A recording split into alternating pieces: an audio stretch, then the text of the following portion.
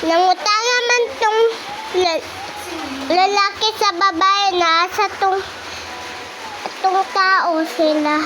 Katong naibaya. Tapos,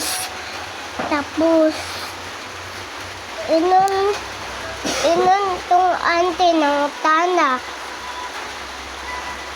Inon tong auntie na dito sa unahan. Na naitindahan. Tapos, naikat-kat man tong lalaki na kuan na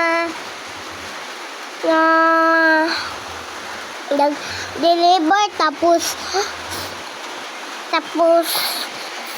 yung kikat-katan kay kuan kay buhaya. Tapos al kanang nun tong tagiya sa buhaya nang na lay ayaw lay butan man ang lay ay Nya.